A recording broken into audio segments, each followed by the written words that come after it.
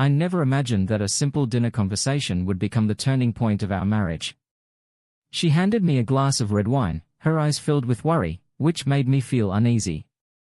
"Why the wine?" I asked, puzzled. "Isn't it too early for that?" She insisted that I take it, hinting that I might need it. Welcome to the Love and Betrayed Love channel. If you enjoy this story, don't forget to subscribe and give it a thumbs up. "Here, Alex," said my lovely wife, Lisa, handing me a glass of red wine. "Please take your seat. We have an important topic to discuss." "Why the wine?" I inquired, feeling perplexed. "Isn't it too early for that?" "Just take it," she insisted, pressing the glass into my hand. "You might need it." This did not sound very promising, but I agreed. I took a sip and sat down, focusing my attention on her. Watching her is always a pleasure. She's a striking 5 feet 4 inches brunette, 29 years old, with a little more than a third of those years spent as my partner and slightly less as my wife. "What's happening?" I inquired as she sat in silence across the table from me. Her face was shadowed with concern. Her usually bright brown eyes appeared unusually dim. "It is difficult, Alex. I'm not sure where to begin." Lisa sighed. "Why not start from the beginning?" I suggested, bracing myself for bad news. I hoped it was something minor, like a fender bender, not something serious like a medical problem. "I'm not sure." When it started, she sighed again, more deeply, giving me no more hints but implying it wasn't a simple mishap. "Are you not sick, honey?" I tried to prompt her gently.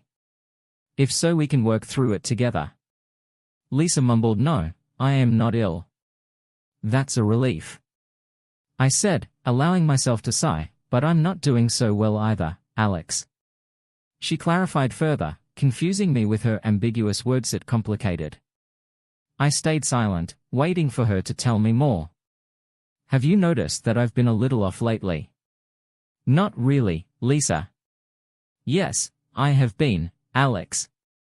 "I'm surprised you didn't notice." "Surprised you have not said anything." "I understand you've been irritable, but I assumed it was due to stress." I admitted it's been going on for several months. "Alex." She shot back, irritated rather than angry. "I have been on edge for a long time." "I apologize, sweetheart, I hadn't realized." "It's not your fault, Alex," she said, her irritation melting into a sympathetic expression. "You have not done anything wrong, so Lisa, what's the matter?" "It's me, honey," she whispered almost silently. "I believe we need to separate for a while. I've never been a fighter and I've never taken a hard punch in the stomach, but in that moment I felt as if I knew exactly what it was like." I looked at her, probably with my mouth open, in shock. "Nothing is permanent, Alex."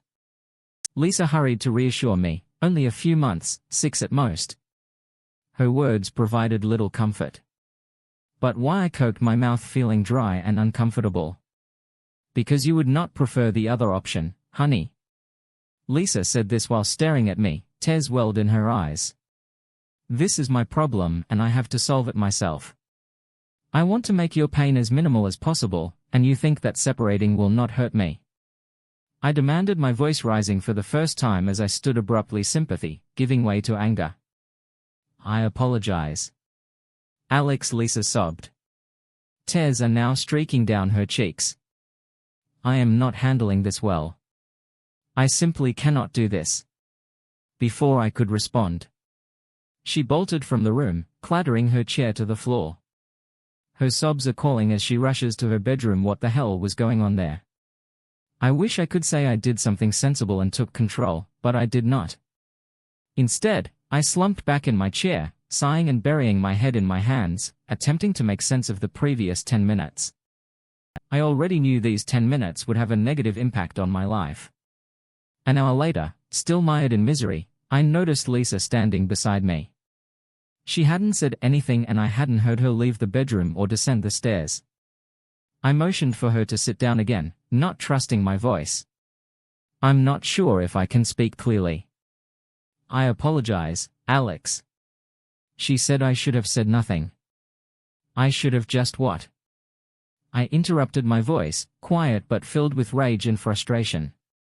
Who was he? How long has it been going on? I swear to you, there is no one else. Alex, you're the only person I love. Can't you see why this is so difficult? I don't see anything. Lisa, I yelled. You are killing me here. What the hell is going on? It's me. She sighed heavily. Obviously, I responded. What is wrong with you? It is difficult. She repeated it again, escalating my anger. Help me, Lisa, if you say that again, I'm going to lose it. I yelled, truly losing my cool. Tell me what's going on, or I'll throw you out of the house. Okay, Lisa whimpered, recoiling from my outburst, something she had not seen before. It's me, something within me is eating away at me. It's been building for more than a year. Go on. I urged, trying to keep my temper under control. I'll be 30 years old on my next birthday, Alex. So am I, reminded her. I understand, but it's different for men. You are more handsome than ever. The majority of men are for a woman. However, things only get worse from here. Saggy breasts and cellulite, but no more minic skirts or tight jeans. Leave a few buttons undone and no one will notice. That is nonsense. I snapped. She had to know she was talking nonsense. Lisa looked even more stunning at 29 than she did 5 years ago. She still looked amazing in her mini skirts, even the super short ones. That made me wonder at her audacity to claim that no one noticed her cleavage when she flaunted it, which was like saying no one noticed a bright red Ferrari speeding by. I told her so, and she didn't argue, even giving me a nervous smile as I described how beautiful she was. I mentioned how often I saw men admiring her and how my friends made lustful remarks about her long shapely legs when they thought I wasn't paying attention. I described how, just last weekend, I saw an older man maneuver himself for a better view down her top, and how 3 teenage boys trailed after her tongue, which was practically hanging out, when they noticed her walking topless on the beach during her vacation 3 months earlier. I know, she said, smiling guilty. I know I still have it. I know men look and stare at me. Men have been trying to look up and down my skirt and top. Some of your friends are lusting after me. I'm constantly fending off wandering hands at parties, and I always say no to guys who ask me out at work. So what's the problem? I inquired, choosing to disregard some of the revelations that made me uncomfortable. I do not want to what I do not want to, Alex, she repeated sometimes. I don't want to reject other men wandering hands. I want the freedom to accept a date when an attractive man approaches me, to be free and to return to his place at the end. Why now? What has changed? I inquired, unhappily surprised by what I was hearing. Nothing has changed. Honey, it's just that I'm getting older. Right now I feel like I can have any man I want by simply flashing a blank or giving him the eye. But how long will this last? Alex. How many men will pursue me in the next 5 years or so? She was talking nonsense again. Of course, Lisa would continue to attract the attention of men for many years after all. Her mother was in her late 50s and still drew men like flies to honey, but I did not contradict her. I sat there trying to find the right words and avoiding eye contact. I didn't want to lose her, but her declaration that she wanted the freedom to date other guys had left me stunned. If she was so determined, perhaps it wasn't worth attempting to stop her, but deep down I knew I didn't truly feel that way. I'd regret giving up without a fight for the rest of my life. So you want us to break up so you can sleep with other men? Is this it? No, Alex. That is not it at all. She retorted, her voice filled with rage. I don't want to split up. I adore you and hope to spend my entire life with you. I simply need a short break from our marriage to get this out of my system and sleep with other men. I repeated, feeling down. No, Alex, she said more calmly this time. I will not insult your intelligence by implying that it will eventually include that. I will not deny that the prospect of ending up in another man's bed is appealing, but it's not only that other than a couple of pathetic boys at school. You are the only man I have dated, the only man I've known. This has to do with me being your first right? I asked. I remembered Lisa being doughy and inexperienced when we first met. We had been paired together at a tennis club social night, and she was genuinely surprised. When I asked her out for a drink afterwards, perhaps you're not as surprised as I was to ask. I quickly fell under the spell of a girl I had barely noticed in the previous year. She was shy and nervous. The first time I kissed her, and even more so when I touched her breasts the first time. We went all the way. She laughed and cried, amazed at how wonderful it was and eager to know when we could do it again. I recall taking her shopping for the first time and her reluctance to try on short skirts, as well as her embarrassment when she finally did. I had persuaded her of the difference between the shy young woman and the confident, beautiful and sophisticated woman I married. Yes, of course it is, Lisa responded to my question. That is part of it. You've never been with another man after me, Lisa? I asked. I'm fairly certain I know the answer, but I'm concerned about the possibility of a hidden liaison. Of course I have not, and you, Alex, Lisa, snapped back, her eyes filled with rage. You know I have not. You the only one. For goodness sake, can't you understand? Is that what this is about? Have you actually been listening to me?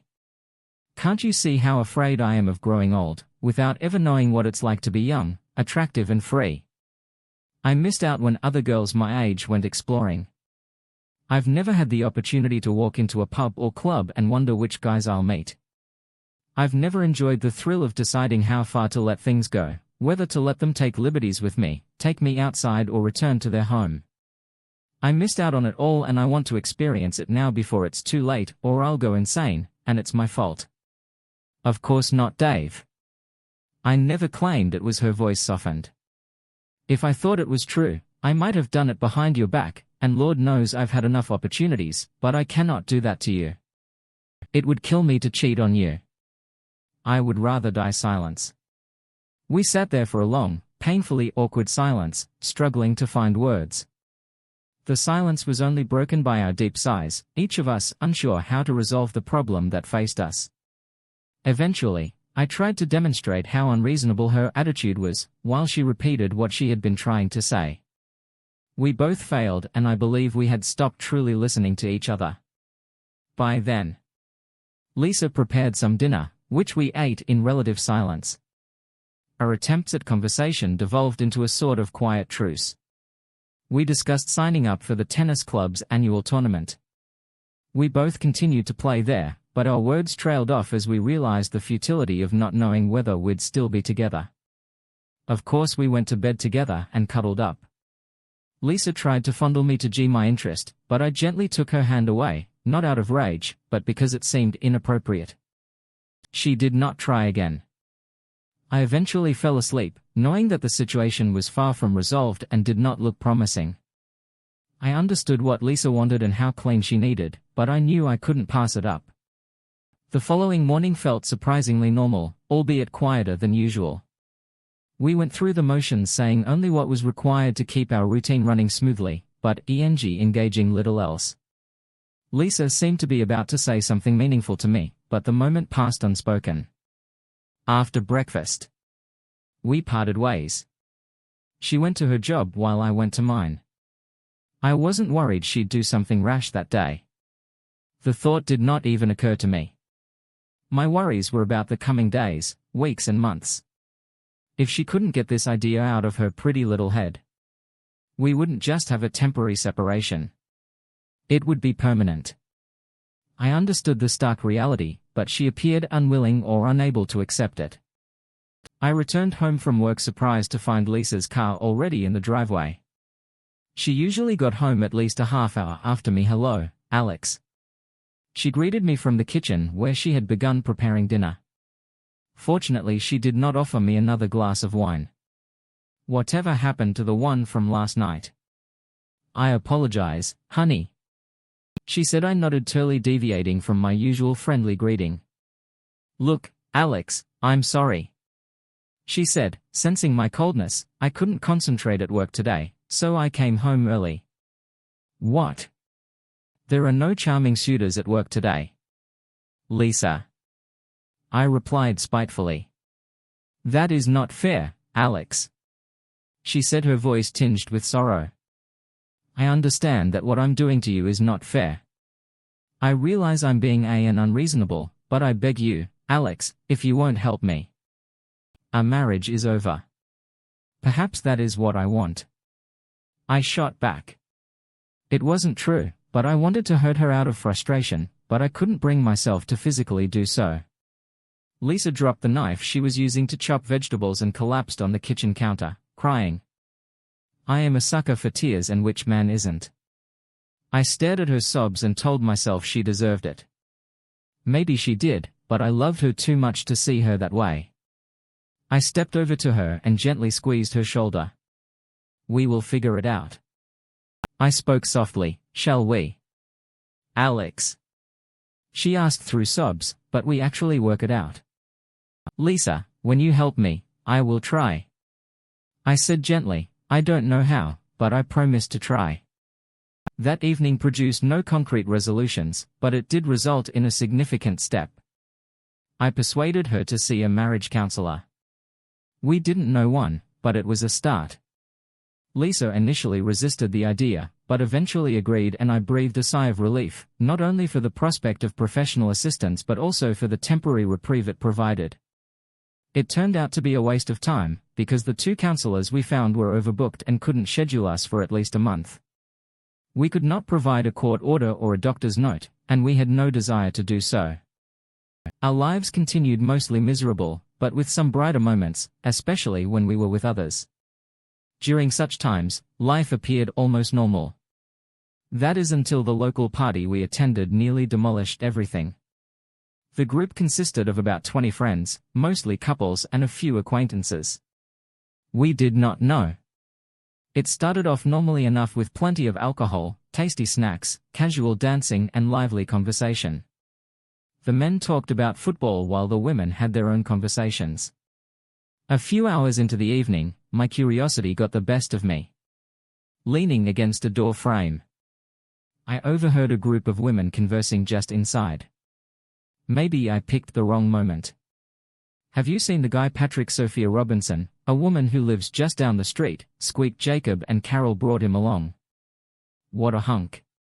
He's Carol's cousin. Apparently I added another woman whose voice I didn't recognize. He's gorgeous. I wouldn't mind checking out his package. Big feet, big hands. I wonder what else is Big Lily. Caleb has a wife. The group burst into laughter. I was wondering what Caleb would think of such remarks, when I recognized another familiar voice. Alice said he's big. As soon as Alex left, he pulled me up to dance and drew me close. I mean, very close. Is that close? Someone asked, but I didn't care who. How did it feel? Lisa, huge. My wife giggled. The cheeky devil kept poking it into my stomach. I bet you didn't push him away. You have to take it where you can get it. Lisa laughed. Oh, poor, you lightly teased. The group burst out laughing again. Yes, poor Lisa, I growled angrily, barely holding back my rage as I stepped through the door to confront them. The women looked up surprised and then burst out laughing again. I was completely unaware of the turmoil Lisa and I were going through. Lisa's comments appeared to them to be harmless party banter, but for me it felt like a dagger to the heart. All of the women burst out laughing, except Lisa, who stood there frozen in shock. The color drained from her face as she stared at me, clearly wishing the floor would swallow her. Oh, Alex, come on. Lily corrected me, noticing my lack of amusement. Lisa was simply joking around. You know she wouldn't do anything to hurt you, right? I let out a growl. I'm not so sure anymore. The other women fell silent, exchanging confused looks with Lisa and me. Lily opened her mouth, intending to offer more commentary, but then decided to remain silent. I'm getting tired. I snapped at Lisa. I'm ready to go whenever you are, unless you prefer to stay and spend more time with lover boy. Lisa recoiled. Her friends gasped as I turned on my heel, leaving them behind. I silently cursed both her words and myself for overreacting. I had heard her and other women say similar things before and laughed them off. This time, though, things were different. The rules had changed. The dynamics had shifted. Our relationship had fractured. Lisa dashed after me, pulling me into an empty corridor. She quickly apologized and scolded me in the same breath. I apologize, Alex. She said, gripping my arms, but there was no reason for the outburst. How will we explain this away? He didn't actually do that. You are already aware of this. She snapped back, her rage boiling over. I can't help but notice he gets a hard-on when he dances with me. This happens all the time. Don't tell me you haven't done the same for some of the girls here tonight. Maybe I admitted reluctantly, but I did not grab their asses and rub them. I exaggerated. Lisa softened, her tone right. He tried to take some liberties. I warned him. It was just girls talking. Why are you reacting like this? Why do you think I'm reacting like this? I asked, suddenly calm. My question cuts through the tension. Oh, that is it just. Oh, Alex, I think we should go home. Lisa exclaimed, suddenly sounding defeated. This is not working. Why don't you stay here? Lisa. I snapped. You appear to be having a good time. I was. Maybe next time I'll come alone and really enjoy myself. She retorted, but she moved towards the front door anyway, grabbing her coat as she walked out, followed by me a few steps behind. So did that go well? For the next few days. It felt like walking on hot coals.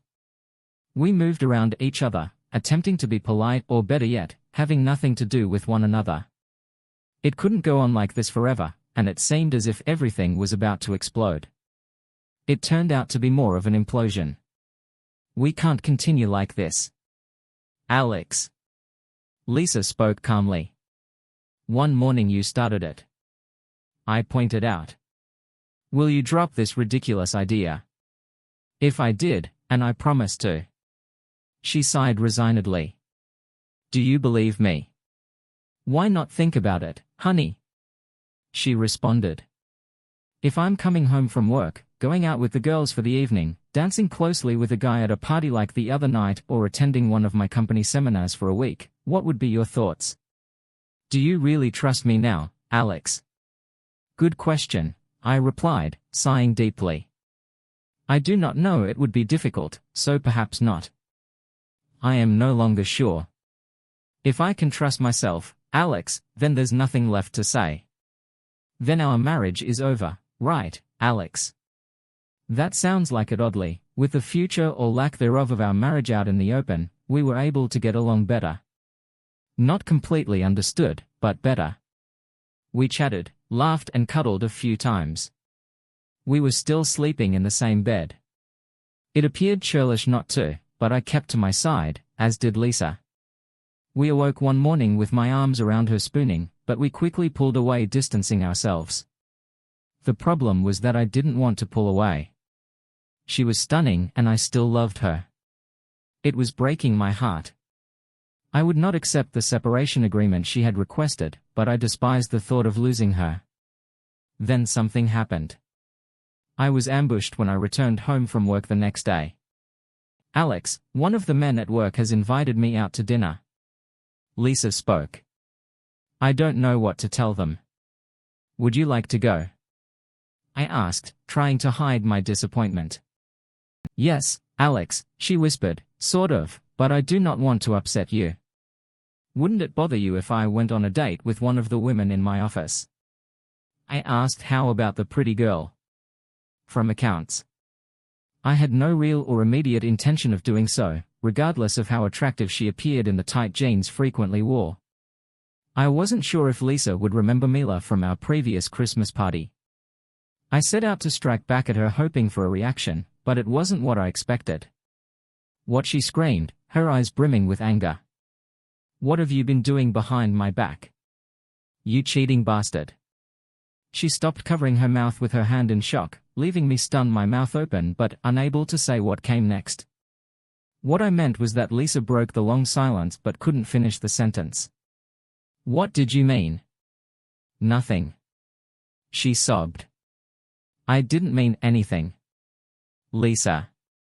I called out, reaching for her, but she pushed me away and sobbed openly. She said she needed to get some fresh air and grabbed her coat, fleeing through the front door and onto the street without hesitation. I leaped up and dashed after her. My woman was in pain. I couldn't let her run away like that 30 feet down the road. I caught up to Lisa and instinctively took her hand in mine. She made a half-hearted attempt to shake me off, but when I held on, she finally gave in, responding to my gentle squeeze with one of her own. We walked silently for about a half-mile, with Lisa occasionally casting nervous glances at me. What will we do, Alex? She asked at long last. I love you and do not want to lose you, but what, honey? You know what? Alex. Some days are fine and I believe I've moved past it, but on other days something happens that causes me to scream with frustration. Simple things like seeing a cute guy walk by one of the at work, stopping to ask me a question, or even receiving a phone call from one of my male clients. You must hate me. I could never hate you, Lisa. I reassured her. You shocked me the first time you issued your ultimatum, but I can't stop loving you. Lisa replied that it was not meant to be an ultimatum. Something clicked in my brain. I remembered something. She said that first evening. It was a long shot, but it might be worth a try, Lisa. I started cautiously. That first night you mentioned another one that I did not like, but you never told me what it was. You will not like it. Try me. Lisa took a few deep breaths before speaking. I meant that I could see other men discreetly, so no one we knew would find out. Not many. Maybe one is enough, but probably not. When she hesitated, I quietly spoke up. No, she agreed, unable to meet my gaze. I would not do it in your face. I will not embarrass or humiliate you in any way. Nobody. We know, of course, and it wouldn't be often, just the freedom to go out on my own on occasion and let some strange guy chat me up and tell you all about it, or to keep it a secret, as long as I had your permission. If you wanted to remain silent, you could. Her voice became more animated as she spoke, perhaps hoping that my silence and the absence of objections would sway me, but she was going to be disappointed. I couldn't do it, Lisa. I explained solemnly. It is not me. I don't have it in me to stand by and let my wife act like that. I know, she admitted, her excitement fading. I did say you weren't going for it. Why didn't you just cheat on me and get it out of your system without my knowledge? For goodness sake, Lisa, why did you have to be so honest? I couldn't do it, Alex, not behind your back, Lisa mumbled quietly. I couldn't cheat on you. Could try. I cried out in desperation, not thinking about what I was saying. I tried. She confessed. Shocking me is that Carol's cousin at the party. I don't even remember his name. I apologize, but I lied to you, Alex. He felt my bottom while I didn't. Discouraging. He asked me to join him in the garden and I agreed because I was so hot for him. I thought I could do it and get away with it without your knowledge. Anyway. He led me around the side of their garage, pushed me up against the wall, kissed me roughly and squeezed my breast tightly. I was hot, sweaty and desperate, for it was everything I hoped for, and then what I demanded. My fists clenched tightly, suffocating me, and I could not do it. Alex, Lisa continued abruptly, almost in fact, I couldn't keep cheating on you behind your back, and told him to stop. He didn't, and when he tried to pull up my skirt, I slapped his face. He began to pull my top down, so I kneaded him between my legs and he released me and staggered back. I ran away and he called me a prick, but he didn't follow me. I growled. I will kill the bastard. No, you will not, Alex, and it would be unfair. I led him on. I hoped it would help solve our problems in some way. I was kidding myself. It would not have resolved anything. Just made matters worse. I cleaned myself up and went back inside, and damn it if the girls I hung out with didn't start talking about him like fools. I said I spoke and you heard it. I felt proud of myself for pushing him off, but then you started shouting at me, which didn't seem fair. That sounds stupid now, doesn't it? I wasn't thinking clearly. Christ, I muttered. The stories she just told me have left me speechless. So Alex, you can see that I couldn't do it. I can't do it. I can't cheat on you any more than you are willing to let me do it. There is only one way. Despite the risks, as I suggested, even if our marriage ends, I refuse to believe it. We will find a way, we'll get together again, and if not, we will. Alex. We need to. That about concluded the conversation, with neither of us having anything else to say. My wife was planning to go away for a while, sleep with a bunch of guys and then come back, and our marriage will be fine again. My wife was clearly delusional. There are signs all around. We somehow clasped each other's hands again and walked slowly and silently back home. Our marriage had ended and all that remained was to pick through the remains. Getting upset about it would serve no purpose. I had argued, shouted and screamed, but I would never hit her.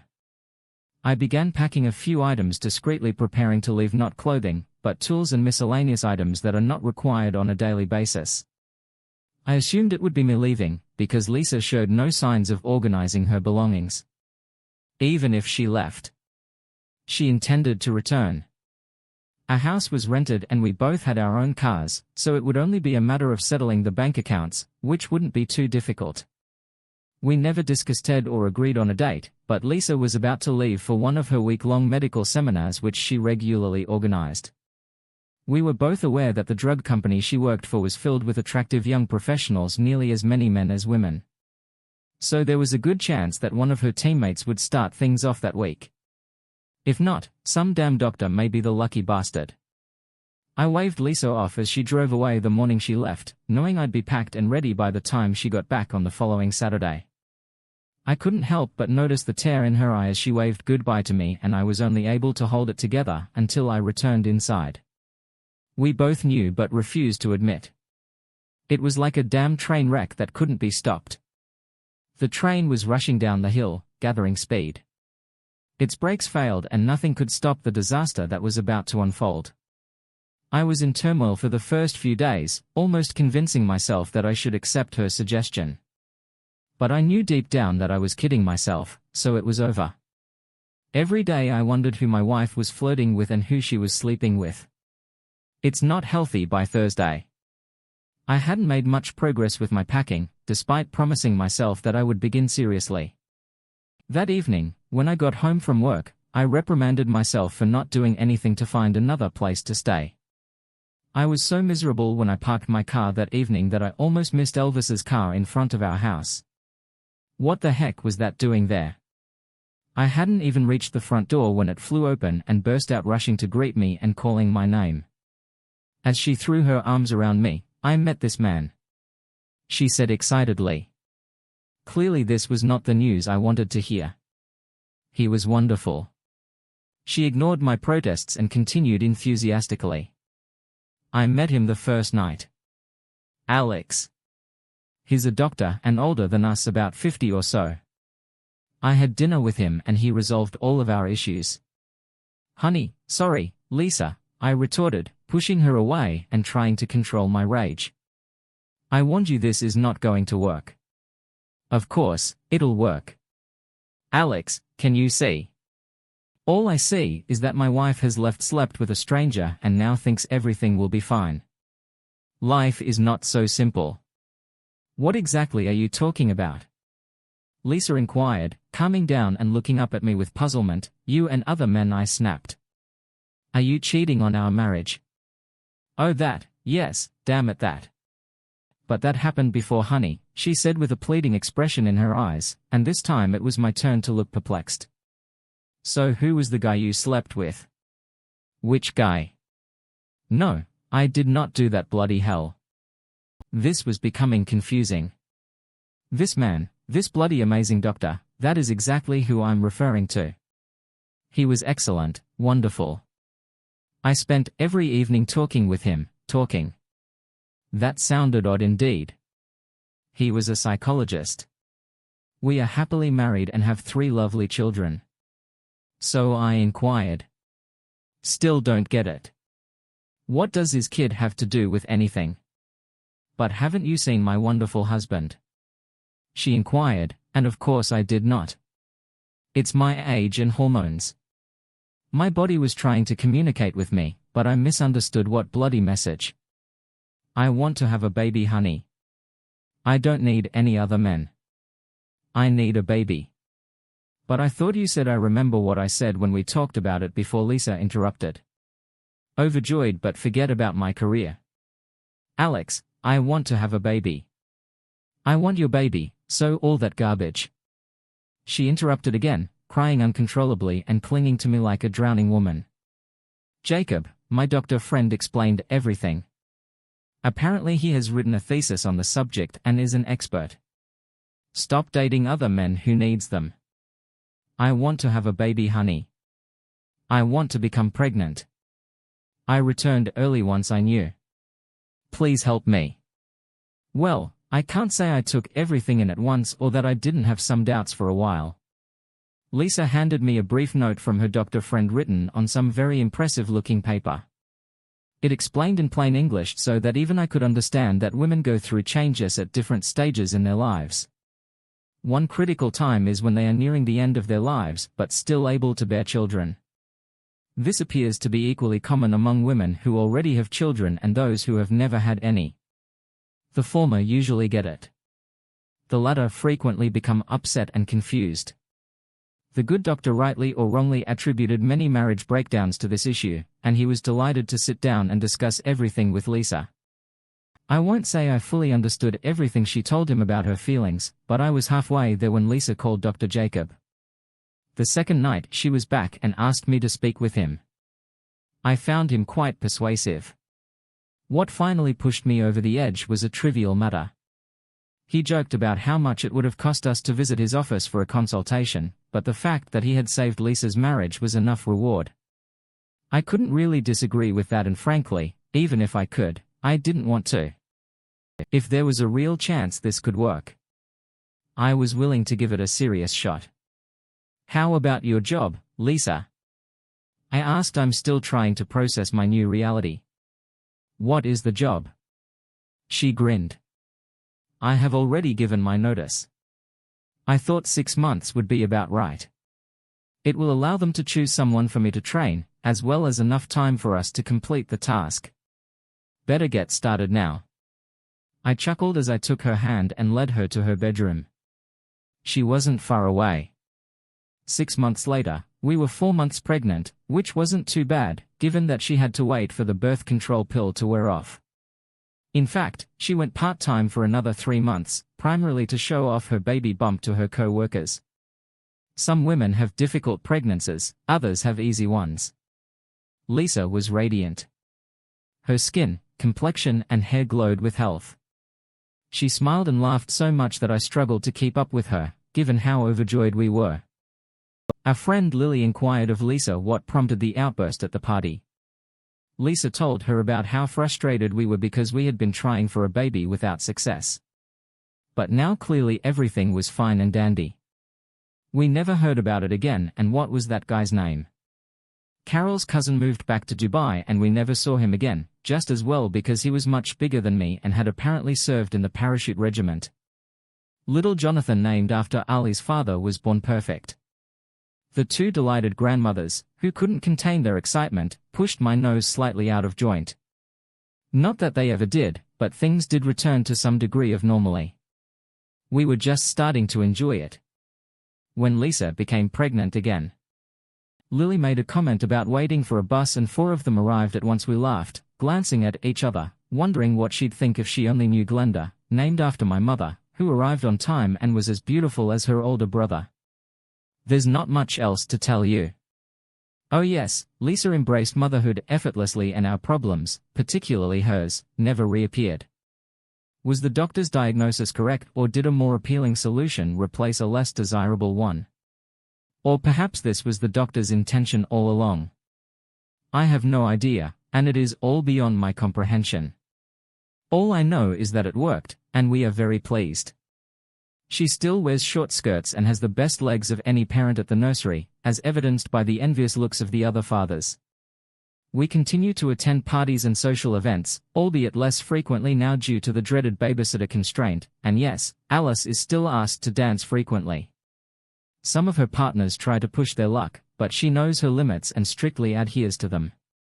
They are well within my acceptable boundaries.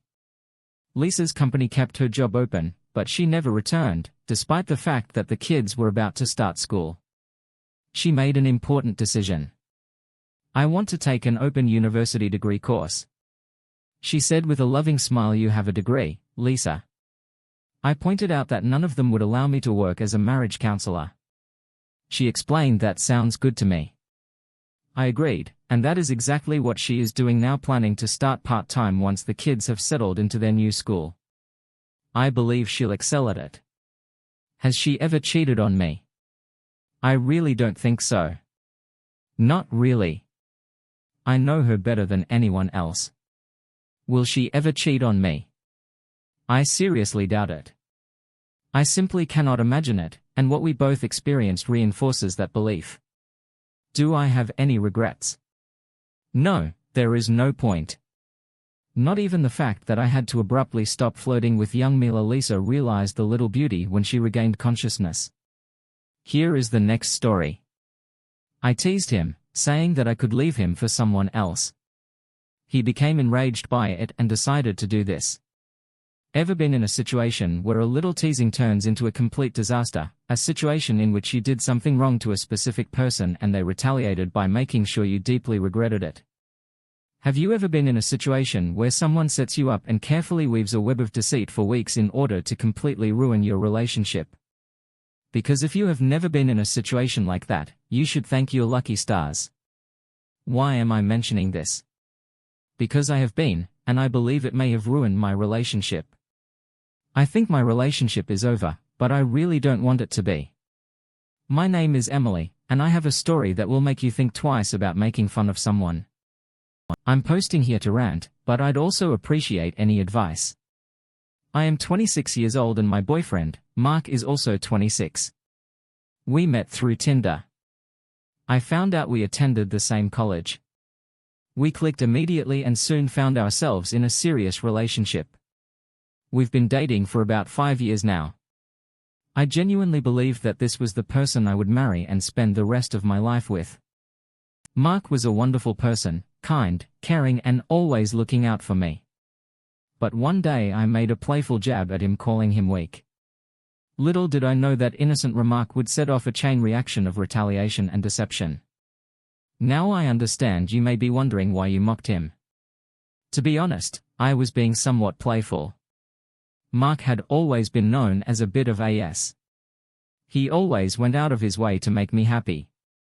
As a result, a few of our friends began to mock me and call him ass. He didn't mind and even joined in on the jokes.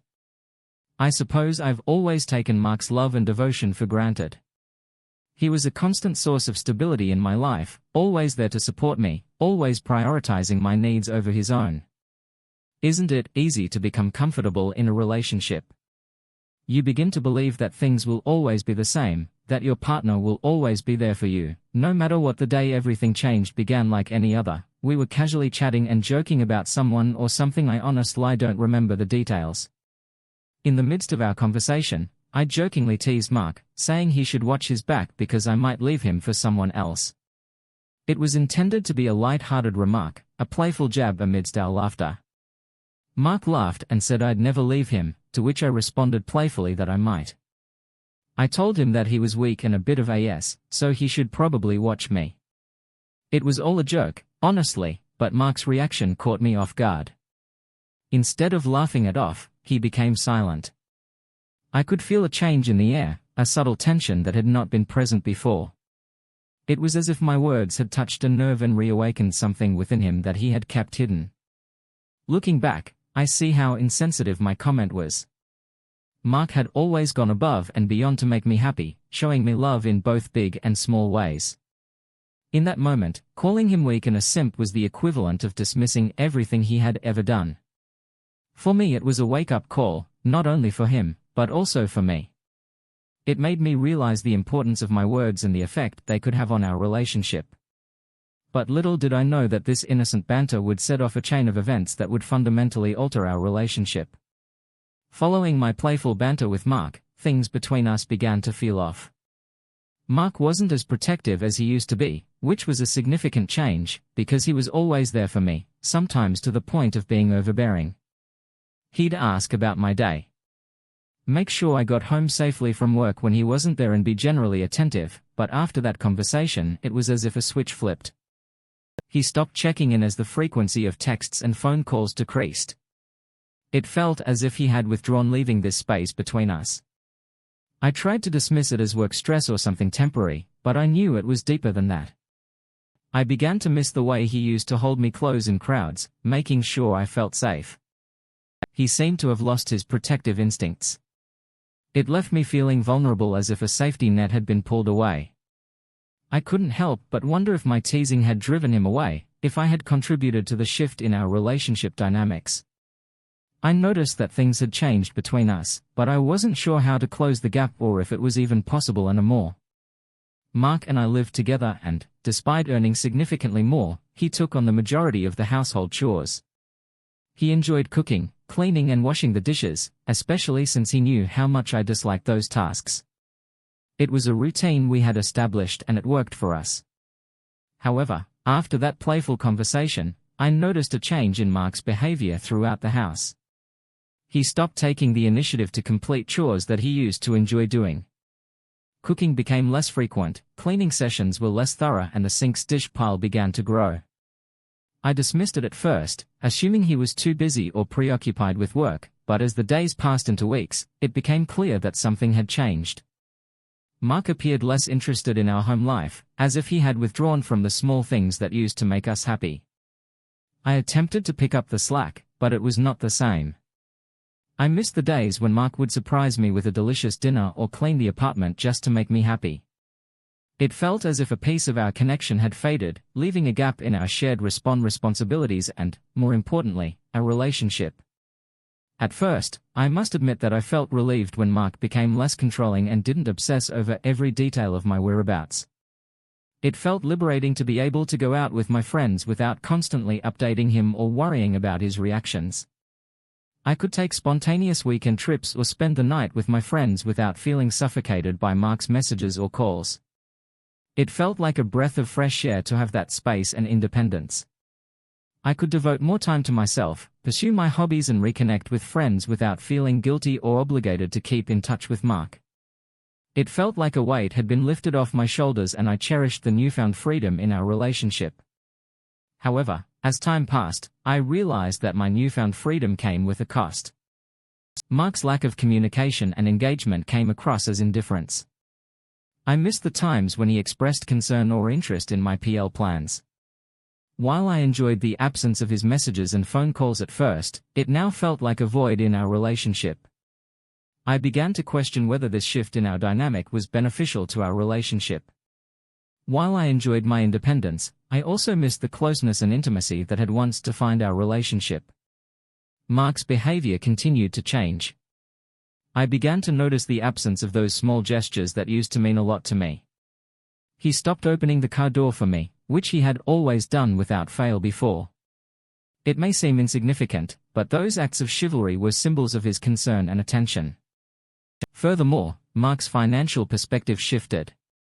He earned significantly more than I did, and he always met our financial needs without complaint. If I needed money for shopping or other expenses, he would gladly provide it without hesitation. It was a comfortable situation that worked well for us. However, after what happened, Mark's generosity appeared to decrease. He became more frugal with his money, and I found myself having to ask for financial assistance, something I had never done before. It caused a sense of unease and dependency that I was not used to. I felt as if I had lost not only his emotional support, but also the financial stability that his income provided. The lack of these small but meaningful gestures and financial support contributed to our growing distance, and as Mark and I grew apart, I found myself seeking validation and attention elsewhere. It began, innocently enough, with casual conversations and harmless flirting with people I met at social gatherings or online. These interactions served as a temporary distraction from the emptiness I felt in my relationship with Mark. Then, as time passed, I realized that I was seeking these interactions more frequently. The attention and compliments I received from others helped to fill a void within me. It was as if I craved the feeling of being desired and appreciated, which seemed to be lacking in my relationship with Mark, and I know what you're thinking. Why didn't you just talk to Mark? Well, I tried to tell Mark how I was feeling.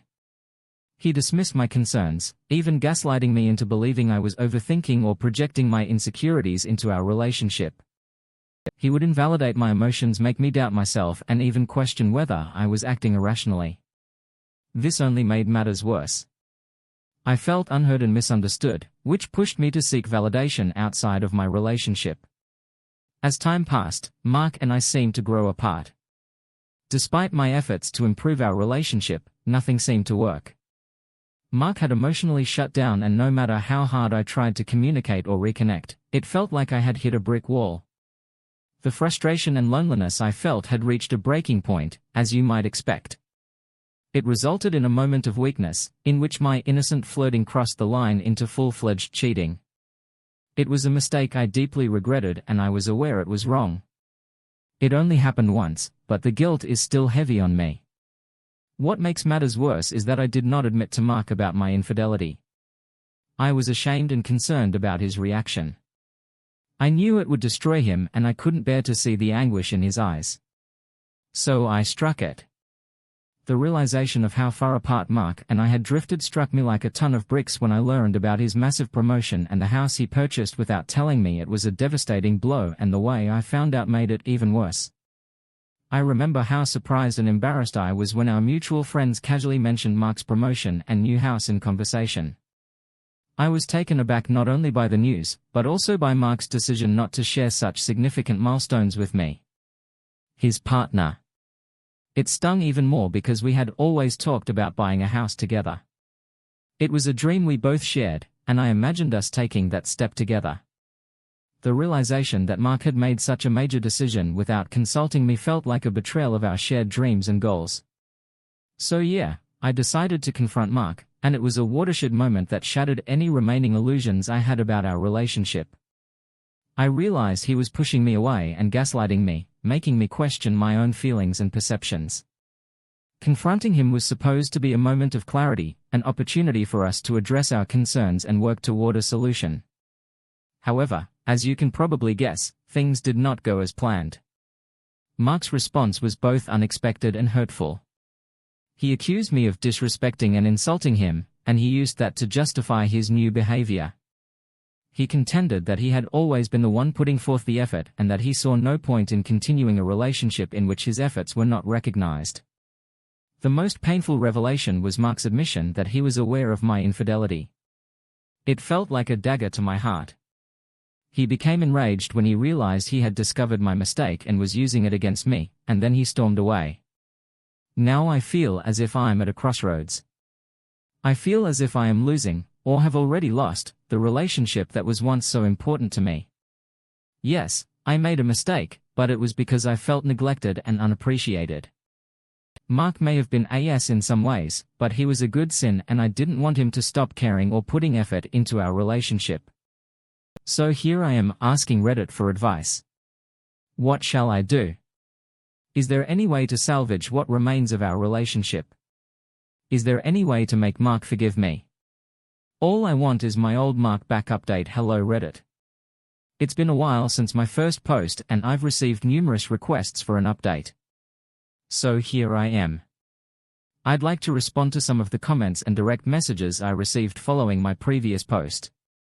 First and foremost, I'd like to apologize for the hateful comments and direct messages I've received. They were hurtful, and I am aware that my actions have consequences. Many people claimed I was attempting to narrate the story in a way that portrayed Mark as the villain, but I'm not attempting to portray Mark as the villain or absolve myself of responsibility. I know I made a mistake and accept full responsibility for it. Many of you suggested couples and individual therapy, and I appreciate your suggestions. It's something I've been thinking about, as I recognize the need to work on myself and our relationship in terms of financial dependence. I agreed that it was not prudent of me to rely solely on Mark. I work in a low-wage field and Mark, who is more financially secure, has taken on additional responsibilities. It became a pattern and I got used to it. However, I should have been more responsible and self-sufficient financially. Mark had always been more financially savvy and he was the man in the relationship. I just left it up to him. Some comments stated that cheating is a deal breaker, and while I understand that viewpoint, each relationship is unique. Cheating was a mistake on my part and I deeply regret it. However, I believe in forgiveness and second chances, especially when there is true love and commitment. I believe Mark will forgive me. We have been together for a very long time. He understands that my cheating was a mistake and I am confident that he will overcome it ultimately. I'm here for advice and guidance. I'd like to know if there is a way to rebuild trust and salvage what remains of our relationship. I understand that Mark may not forgive me easily, but I am willing to go to any length to make amends and work toward a better future for us both. It's crazy how some people on social media drew conclusions about me based on just a few posts. They call me a narcissist, unfeeling and entitled, without knowing who I am or what my story is. They act as if they have it all figured out, saying I'll see things differently after Mark leaves me. But relationships are far more complicated than that. You cannot judge someone's life based on a few online updates or posts. I texted Mark and he said he was on his way home. We'll probably talk and I'll provide an update.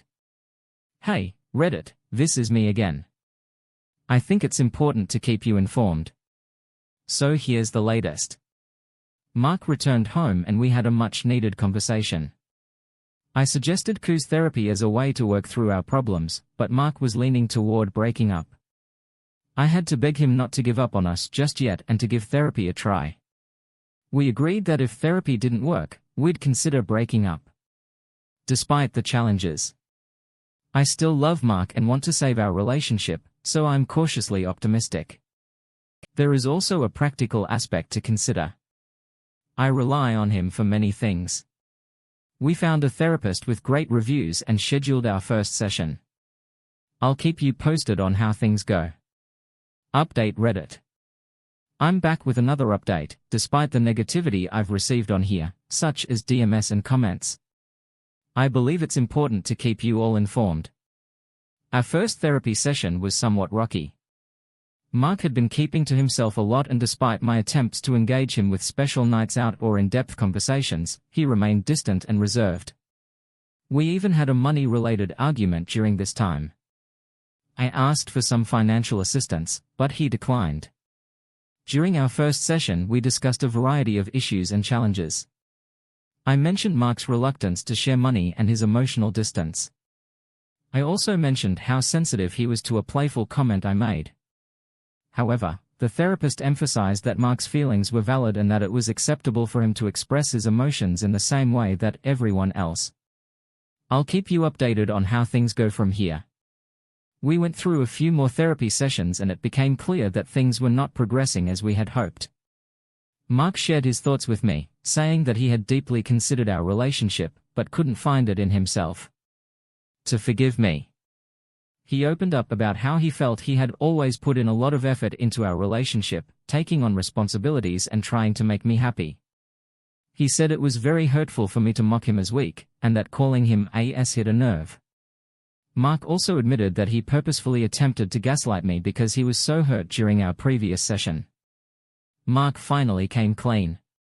He wanted to break up. He mentioned that he had been working on the house he had purchased and that now that it was complete, he intended to move in. When I heard that news, I panicked. I relied heavily on Mark, both financially and emotionally. Without his assistance, I would be unable to afford the lease on my own. The rent was simply too expensive. Moving back in with my parents was also not an option, given how crowded their home was already with my siblings and their families. Also, I didn't have any friends who would let me move in. I was now feeling desperate. I pleaded with Mark to reconsider, to give our relationship another chance through therapy. I knew deep down that losing him would dramatically alter my life, and I wasn't sure how I'd get through everything without his presence and support. There was no denying it. I was broken. Without Mark, I would undoubtedly fall. Despite my pleading and begging, Mark was adamant about breaking up. He apologized but explained that he needed to move forward in his life without me. He returned a few days later to pack his belongings. I tried everything to stop him, from emotional appeals to physically restraining him, but it only seemed to aggravate him more. What made matters worse was that I had already spent my last paycheck, leaving me in a financial bind until the following month, with desperation setting in. I asked our mutual friends for help. I told them Mark was leaving me, but I didn't tell them the whole truth about the cheating, knowing they'd probably blame me if they knew. I asked them to speak with Mark, hoping they could persuade him to reconsider. Instead of mediating, our friends bombarded Mark with calls and messages pressuring him to reveal the truth about my infidelity. That must have completely changed their perception of the situation. As they turned against me, they chastised me for not being truthful with them, and they found it disgusting that I had deliberately disclosed such sensitive information. The betrayal I felt from Mark's departure and our friends' reactions was overwhelming. I felt like I was out of option, so I asked our parents for help. I begged my parents to intervene, speak with Mark and persuade him to reconsider, or at the very least provide me with some financial assistance to cover the rent and bills, until I could figure things out.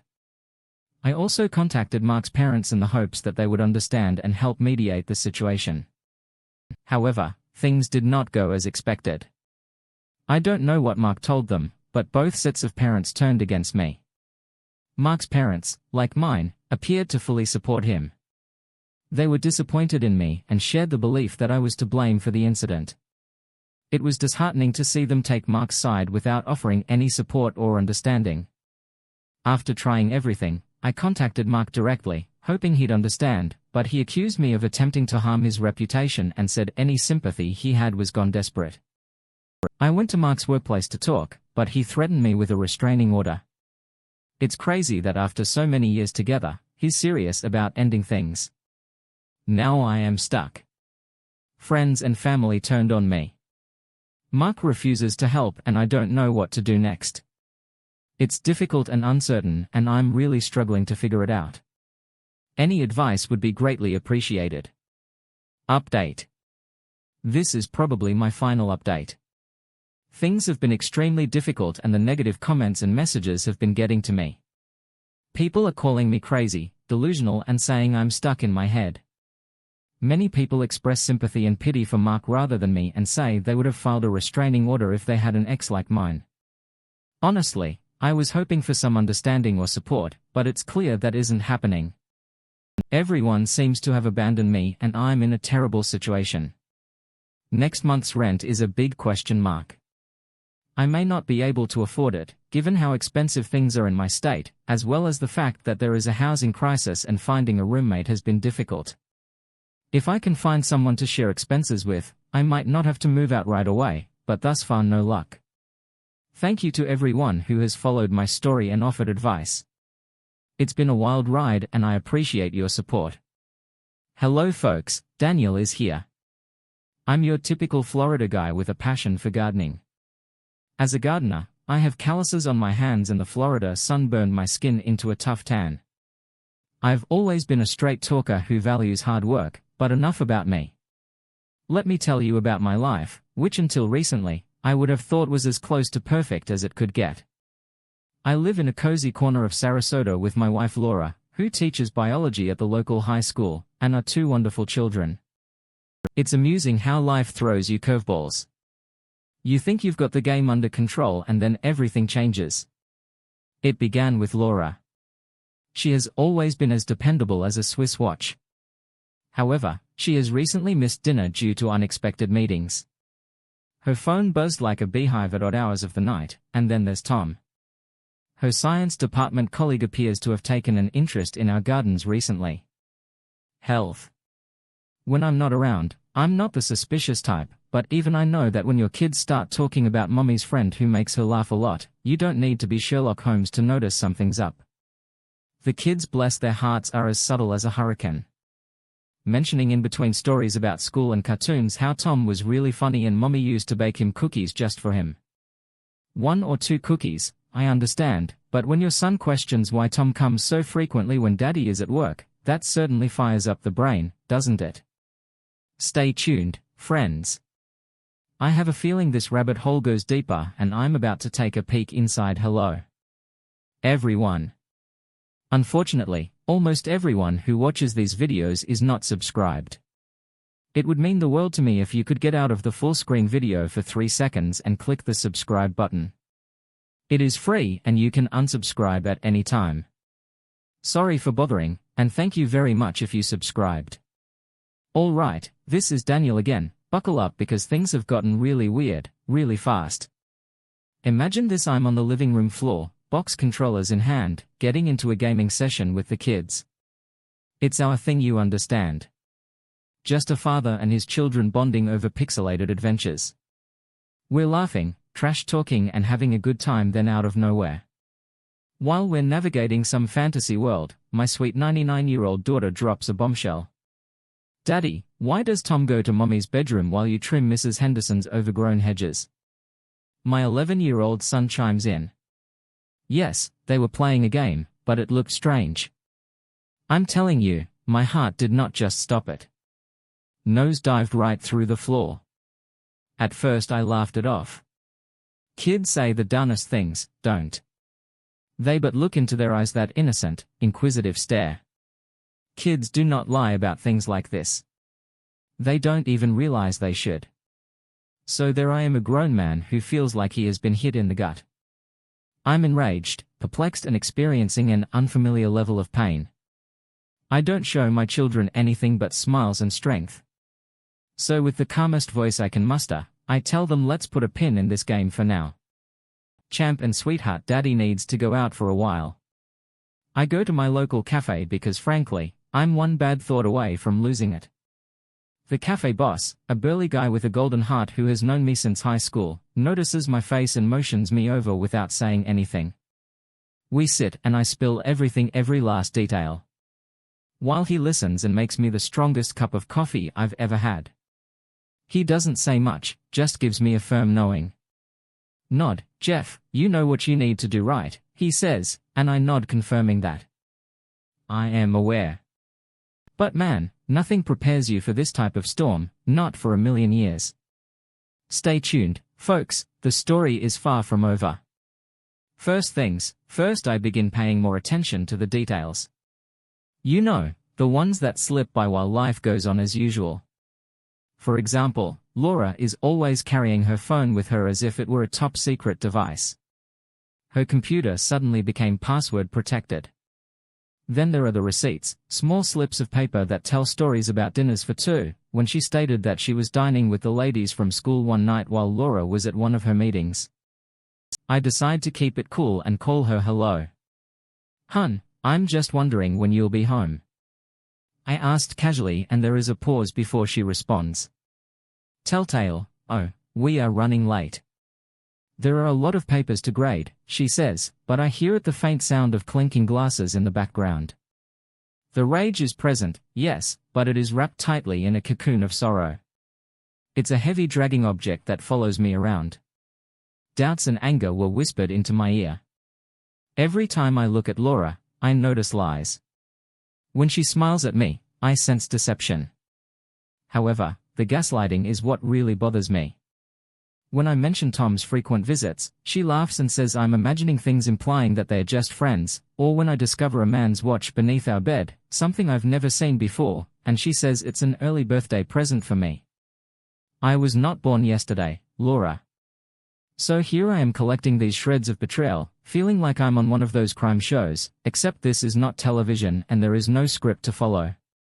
Just a guy who thought he had everything, only to realize he was about to lose it all. So I waited for Laura to return home. Her heels were clicking against the tile like a timer counting down. When she saw the look on my face, that smile vanished. I did not waste any time, did not play any games.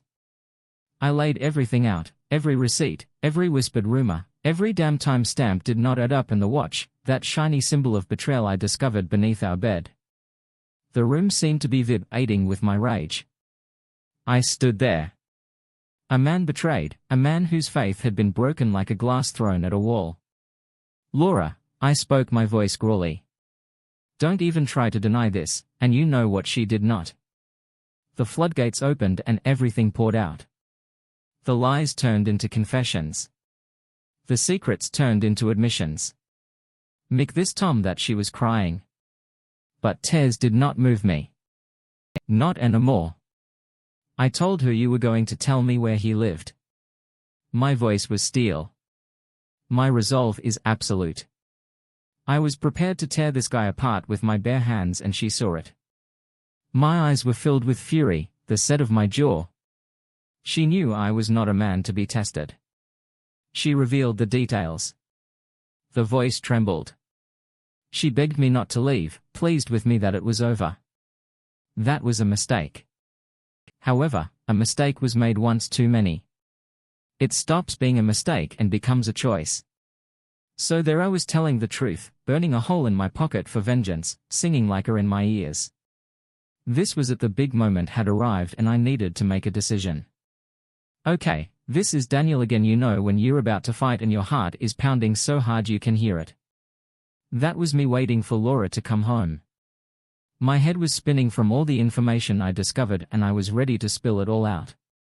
She walked in all smiles, but her smile faded when she saw my face. I did not waste any time. I said we got to talk and placed the phone records on the table. I had circled all of the calls to Tom's number in red so she could see them clearly for a brief moment. It was extremely quiet. Then she looked at me and I could tell she realized the game was over. Daniel, I can explain, she began, but I was not about to sit through another round of lies. Cut the crap, Laura, I snapped. You know the kids have been talking. They have seen you and Tom, so just spill it. The next section was like watching a dam break in slow motion. She began crying, saying it was all a big mistake and that she didn't mean to hurt me. I felt like laughing, which was a mistake. No, she did much more than that. I was so mad I couldn't see straight. I thought about Tom, who was laughing behind my back and threatening to ruin my life. Where does he live? I demanded. I wanted to see the fear on his face. When he realized Laura was crying even harder, pleading with me to let it go, but it wasn't going to happen. I persisted until she gave me his address in between sobs and sniffles. So there I was standing in the midst of our broken lives. Laura was a mess, but I didn't feel sorry for her, not after what she'd done. Everything we owned was turned upside down, because she couldn't be honest. I knew what I needed to do next. It wasn't just about yelling and screaming. This was about making things right. Perhaps that meant meeting Tom face to face. Hey, read it, Jeff here. After the confrontation with Laura, I didn't just sit there. I had plans and I intended to make sure everyone knew who Laura truly was. First I placed a few calls, one to her school principal, a friend of mine, to inform him about his biology teacher's morals. Then I spoke with a couple of Laura's friends and dropped some hints about the rumors going around. The news spread quickly. In our small town, gossip moves as quickly as a gator on the prowl. Laura's perfect little world quickly crumbled. Her friends one by one turned their back on her and her job. Let's just say she had to take an extended leave because personal issues became too distracting. Then came the custody battle. I felt like a dog with a bone. I wasn't about to let go. I hired the toughest lawyer in town and we went to work. I presented all of the evidence to the judge in a straightforward manner.